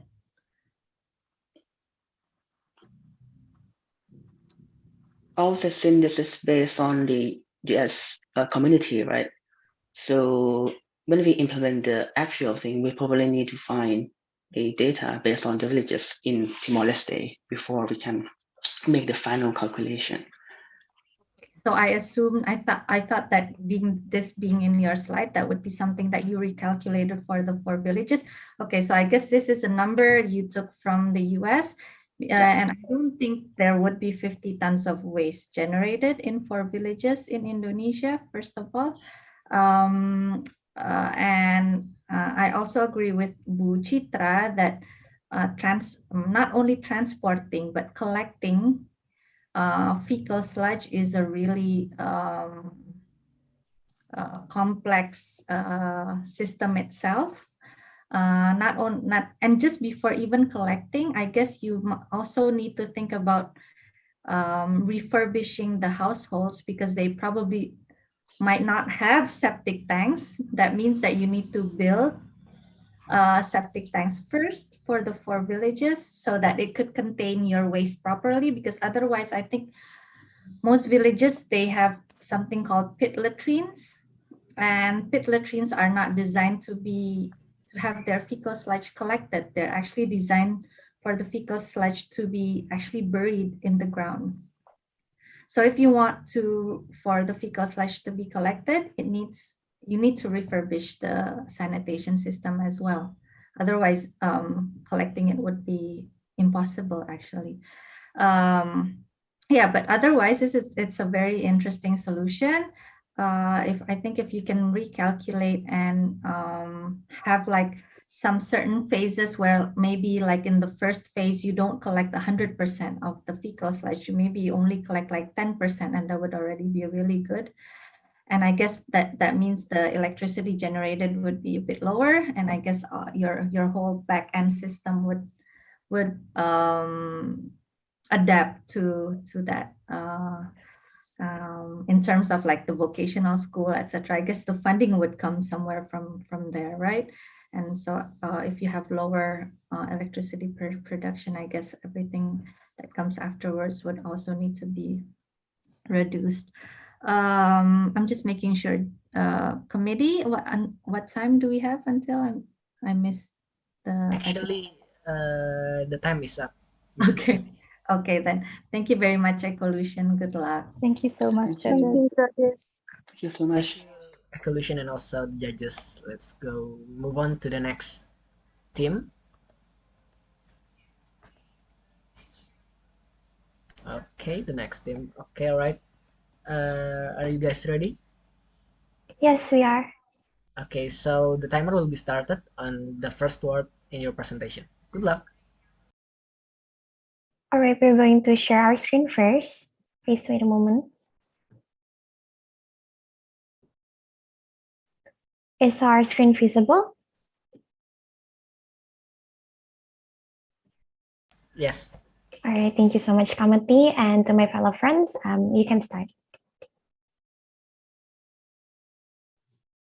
Rural electrification should not merely provide lights, as it must also empower local communities and the youth through clean and stable access of electricity. We're Team Limelight and allow us to present how to reform the role of youth and rural communities in the establishment of renewable energy in the rural areas. But first things first, we need to understand about what is renewable energy. As renewable energy are forms of energy that comes from natural resources that are constantly replenished. It offers us emissions, cheap energy price, economic benefits, and accessible energy. And due to that, it fulfills SDG number 7, 12, and also 13. And understanding all of the benefits of renewable energy, ACCESS Project was established under UNDP initiative, which we aim to give access to electricity to at least 20,000 people in Indonesia and Timor-Leste, and to give access to water to 3,500 people in Timor-Leste. However, giving renewable energy, especially to rural area, is not as simple as it seems. There are 4 main challenges that we need to take note, which is first of all, the low rural electrification. Both Timor-Leste and Indonesia have a target to reach 100% of electrification, but until this point, until 2021, this target has not been reached just yet. Second, about unclear workflow and also uncontrolled maintenance. Even though solar panels are there, once it is broken, it's going to be abandoned for installation of 2 years or even longer. And this exists due to the fact of the poor workflow. No one knows who should be fixing these solar panels, and this becomes a problem. Third, talking about minimal education and also manpower. Most of the damaged solar panels come from overused batteries and also lack of light cleaning. Now, these 2 problems could have been prevented by the local communities. However, since they have minimum education and a lack of skills, these issues are not prevented. And fourth, low renewable energy share in energy mix, whereas both Indonesia and Timor-Leste has a certain renewable energy target mix. However, same like electrification, this target has not yet been achieved. But not only that, until this point, the role of youth has not been emphasized just yet to help tackle all of this problem, or not even more. Indonesia and Timor-Leste has very high potential of solar energy. In rural electrification, we will be focusing on off-grid solar panel, where we can easily circumvent the need to build electricity grid from the center, and therefore circumvent the difficult terrains in the furthest areas of Indonesia and Timor-Leste. In this point, we would like to recognize ACCESS Project uniqueness, as we are aiming to build a communal solar panel, not an individual panel built on top of one house. Therefore, the aim of this project is to electrify common infrastructure, such as community center, midwife clinic, and water pumps that everyone can benefit. Hence, communal ownership will play a very important role, where village institution can have a clear legal title over the solar panel being installed, have rights to management, and rights to enjoyment of the electricity that has been produced. Effectively, we're giving the village institution a more active role and participation. Understanding the issues stated before, it's important that we give the youth, wherever they live, a chance to create real lasting impact through direct contributions to rural renewable energy electrification efforts. Enter our first solution, Listrik Merdeka, also known as LIME, a program by the UNDP and MEMR in collaboration with the Campus Merdeka program. The Campus Merdeka program is a means for us to recruit college students, as the program can be directly integrated into the students' curriculum. University students have briefly shown potential in renewable energy, as seen by their avid participation in similar Campus Merdeka programs and previously publicized research regarding the topic. This program will be divided into 3 2-month phases. First, the training phase, where participants will be equipped with technical and community development skills related to rural RE electrification. The next phase is the placement phase, where they will be sent to and live in ACCESS programs target villages, allowing them to assist in efforts whilst also conducting base research for the next phase of the program. In the final phase of the program, participants will be divided into teams and will finalize their research regarding rural electrification. Research can be about social or technical topics to make this program as accessible as possible for all students of all backgrounds, as long as they have an interest in rural RE electrification. Through this, we hope to have an outcome of 60 participating students, 10 team projects, and we hope to instill them with long-term interest in rural RE efforts for participants. Now, second, to directly tackle the issue of minimum education and lack of skill, we proudly present the solution of Rural Apprentice Program, or known as RAP, where we focus on transfer of knowledge and also capacity building of the local communities so that they know the procedures of light cleaning, taking a good care of batteries, using electricity wisely, and also how to use the solar plant so that it could be utilized maximally. Now, what we're going to do is that we're going to have qualified professionals training local communities, including towards the youth, for a duration of 2 weeks. Now, especially for the role of youth, we expect them to socialize, remind, and also lead the communities to implement the lessons that have been implemented through this project or in the training. And as a result, we aim to reach 50% decreased number of damaged solar panels due to the common mistakes in the first year and around 96 youths leading this initiative.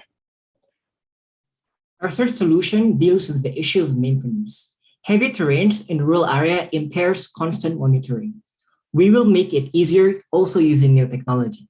Using remote monitoring system, we can virtually collect data regarding voltage, battery capacity, temperature, as well as sending notification to technicians and the communities in case further or urgent adjustment in maintenance is needed. Through the received data, we can also hope for the technicians of the solar panels to be able to analyze patterns and determine a schedule for regular maintenance without the need of notification. In conclusion, remote monitoring will lower the total maintenance cost, as technicians no longer have to make back and forth trips in rural areas, while also preventing premature breakdown through the early notice warning of the remote monitoring system. And in our fourth solution, we want to make the solar panel sustain long after the ACCESS project ended. There's a clear of proper workflow and communication between rural communities and technicians and also the government. We propose a designated workstation in each region, where there is responsibility for maintenance and ensure continuous operation of the solar panel. This clear and open communication system will cut the current long response when necessary repair is needed. Solutions are rarely without risk. We've identified 4 main risks within our solutions as well as ways to mitigate them. First of all, lack of long-term impact, as we don't have the capacity to forego economic responsibilities in order to care for the panels. To mitigate this, we propose providing permanent employment for those involved within long-term maintenance through budgeting it out to rural communities to participate in the RAP. To mitigate this, there will be clear socialization regarding the benefits, as well as maintaining communication channels with rural community leaders. And the third risk is students' difficulty in adapting to material in short amounts of time, whether it be for the LIME project or for the RAP project. To mitigate this, preparation of clear curriculum and guidance by expert mentors adapted to suit their needs will help with mitigating the presentation. The time is already up, so we have to jump to the next session. It is the Q&A sessions. So we start from the first judges, Mrs. Cindy. Okay, thank you very much, Limelight, for your presentation. I liked how you introduced each solution with the objectives up to the expected outcome, and also the action plan for each. So it was very clear, and thank you for that. And also your analysis, your problem analysis. So I'd like to know more on the detail.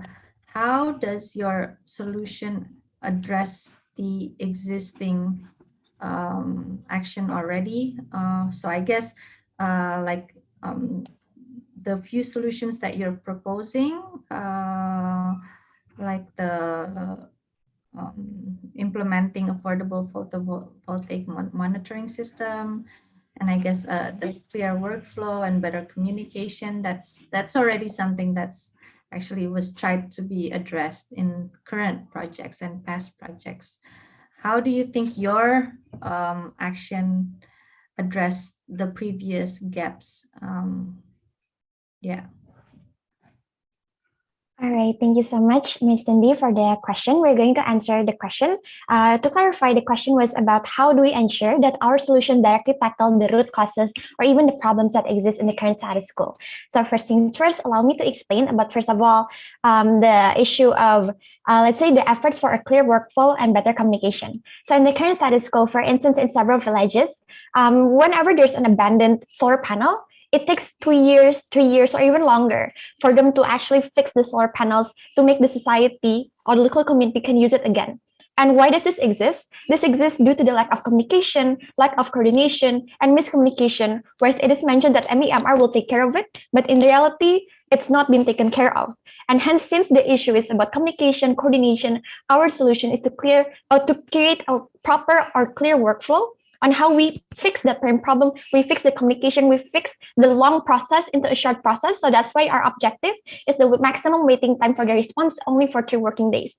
Now, how do we do this? By first of all, creating a dedicated workstation in every region, because currently there is no dedicated workstation just yet. So it's complicated to fix these solar panels in several areas. So those are one of the examples on how we tackle the direct problem. And to add up, my teammates. Thank you. And I will be elaborating more on the third solution, and that is on the remote monitoring system. We understand that there is already existing projects of putting the photovoltaic monitoring system on the solar panel. However, we believe there's a lot of issues of the funding and a lot of issues of what components are going to be used.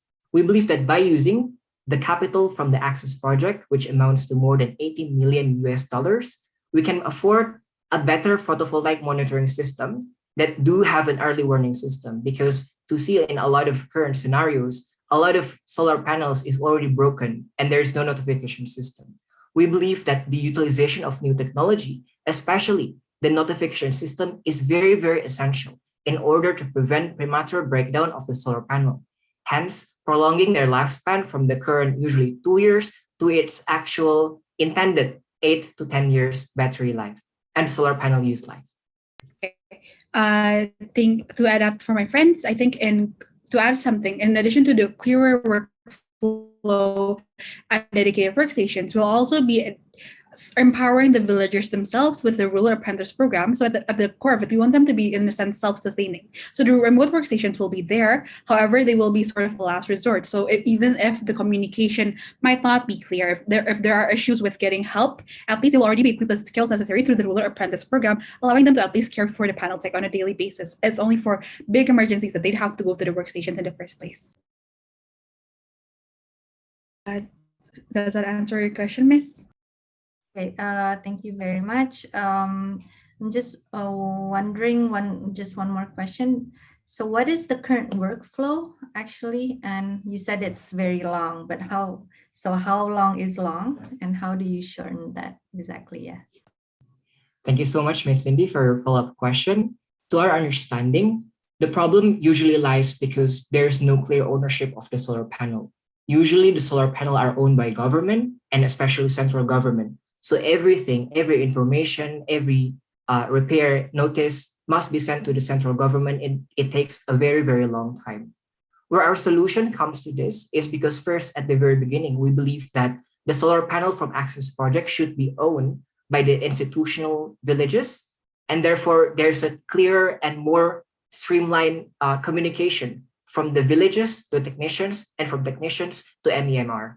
So that's how we're going to cut from the usually long 3 years to 4 years of maintenance information to a very brief report, because there's a clear who owns it, and the one who owns it is in the field. They know what is wrong, and we need to have a clear open mechanism where, of course, there's a designated person under the ministry and under the province to answer for every repair that is required or needed. And just to add up, Ms. Cindy, for instance, previous cases could be seen in Mentawai, Gajah Makmur Village, or even Gilimeno, and even in Pulau Burung Loe, whereas there are 50 damaged modules, broken wires, 500 damaged batteries, also 36 damaged bolts. Now, we should be fixing these problems so that the solar panels could be later on used by the community. However, there are poor maintenance due to the no clear workflow on who should be fixing the solar panels, as the MEMR does not respond towards this issue due to, for example, the lack of data. So another problem that we would like to emphasize is about the lack of data, making the MEMR hard to, for instance, help these communities and give them a direct and fast response so that they could later on use the solar panels. Hence, with our solution, with a dedicated workstation, with technicians in the villages, in the local communities, supervising, collaborating with energy patriots, and also our students in the Campus Merdeka program in the Lime, we believe that the issue of the lack of data will be prevented in our solution, as we will be right there. We can monitor and will be helped, and we ensure that we will be there for the local communities as well. Okay, thank you for clarifying. Thank you, Mas Uut. come back to you. Okay, thank you, Mrs. Cindy, for the question and also the team for the answer. So we're going to next to Mr. Salman. Thank you, Masud. Hello, Limelight team. It was very interesting presentation. I like how you pose a concern about the project after the project ended. I mean, you're saying about the develop the workstation build that will last after the project ends. My question is your definition about the project. When is it about when you define the project?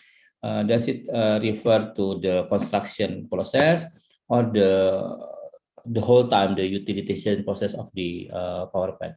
Thank you. Thank you so much, Mr. Salman, for your questions. So in essence, we understand that ACCESS project, the one that we're talking currently, are very short, from 2020 to 2023. And most of it focuses only on the installation of solar panel. And our solution today wants to extend it and to call for our government to also take responsibility over the solar panel that has been aided to us. So of course, all of our actions, all of our proposals would likely last even after 2023 ended, in order to ensure that the solar panel that has been given to us sustain for a longer period of time. And just to add up, Mr. Salman, understanding that the ACCESS project has a lot of potentials, we believe that adding the role of youth would increase the potentials as well. So with our solutions, not only that we fulfill our designated target, for instance, to give access to electricity to at least 20,000 people in Indonesia and Timor-Leste, and to give access to water to 2,500 people in Timor-Leste, we can also create a sustainable solution that directly emphasize the role of youth so that they could also contribute towards the growth in Indonesia and Timor-Leste.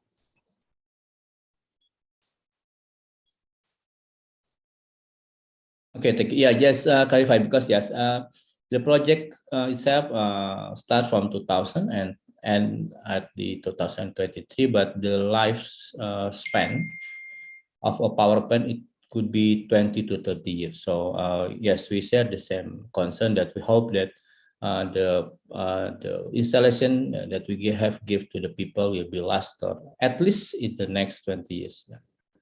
Yeah, that's for me, Masud. Thank you very much. Thank you very much, team, for the answer. Okay, thank you, Mr. Salman, for the question, and also we're going to do to the last judges, Mrs. Citra.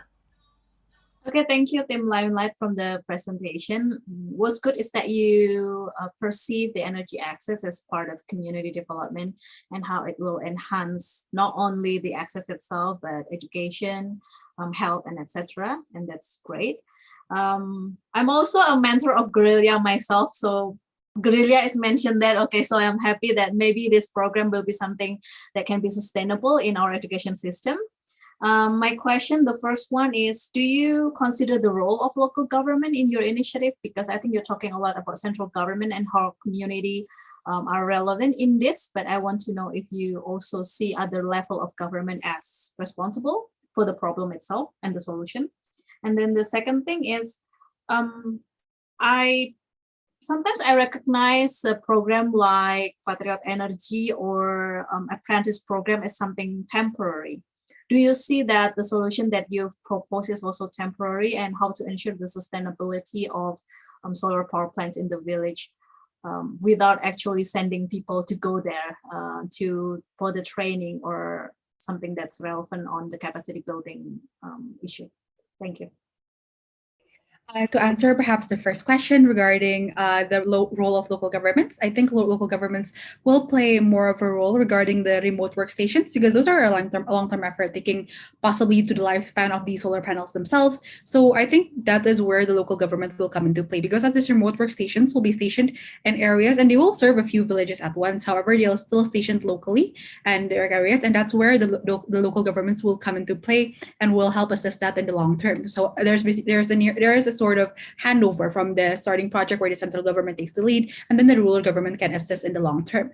As for the second question, and maybe my friends will like to add to this as well, regarding the long term of this project, this is why we chose to empower the locals themselves to the rural apprentice program, equipping them with the skills that for maintenance and so on and so forth, as well as the remote workstations. I think we ensure long-term sustainability because the central government won't really have to check on the panels like all the time, as the locals should be able to maintain it by themselves, and only in big circumstances or emergencies that go beyond their capacity will the government have to step in to assist them. And perhaps my friends would like to add to that. Yes, thank you so much, Putri, and thank you so much, Mrs. Chitra. We highly acknowledge the fact and the issue that Campus Merdeka and things or projects that is correlated with students are held temporarily. However, we identified two main potentials. First, we established and adjusted the current mechanism to have a team project. So the team project will result into a product of research that could later on be implemented as forms of recommendation for the government, which the government could later on implement those kinds of solutions later on. And second, we also identify our students as future leaders. And hence, we do believe through giving the motivation to understand what's the current condition, in the future, they'll implement or create further policies to support this rural area. And with that, we hope that Team Limelight will help shine the light of our people. Thank you. All right. So I think that's wrap up this Q&A. Hopefully, thank you, Mrs. Cindy, for the questions, and also all the judges, and also all the teams for your presentations. Okay, so everyone, thank you. This is the last presentation from Limelight, this is actually wrap up our today international competition from IESEC in UI Global Impact Conference 2021. And as we may know, we are here not only like we're doing this for us, but we also want to create the better world for our children and also the next generation. So that I think we would like to say thanks to all the judges and also all finalists for participating in this event. And I think one thing we need to do before we end this meeting, I think before we say goodbye, let's take a photo, guys. Okay, so if you can turn on your camera, please turn on your camera so that we can have documentate this agenda, this meeting. Okay.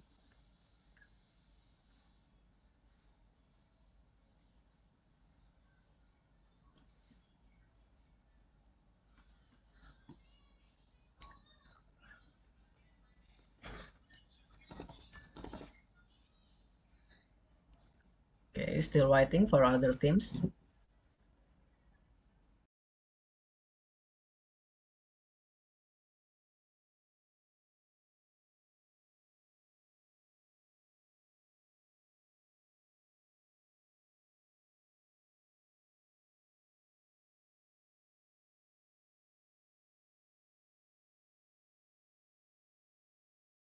Okay, we're waiting for other participant to turn on your camera. We want to say thank you and hopefully all the best result for all of us. And one thing that we need to know that don't forget the result will be on the awarding night and it will be held today, Sunday, December 5th, on 2021 on 19:30 GMT plus 7. So hopefully everyone can attend that awarding night. Okay, I guess I think that's enough. Or no one wants to turn on your camera more. All right, so let's. I will take the screenshot.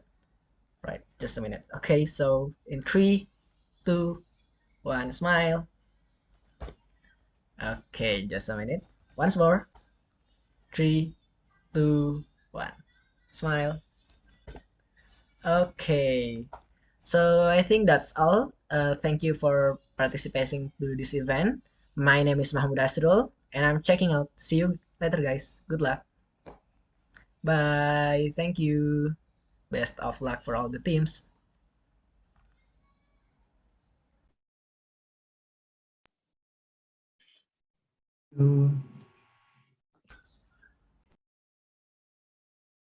Mbak Citra, salam untuk Mas Fabi ya dari Salman. Oh iya, siap Pak. Salam kenal juga sama Mbak Cindy. Belum sempat saya hello. Iya, salam kenal Mbak Citra, Mas Salman. Sampai ketemu lagi. Masih teman-teman,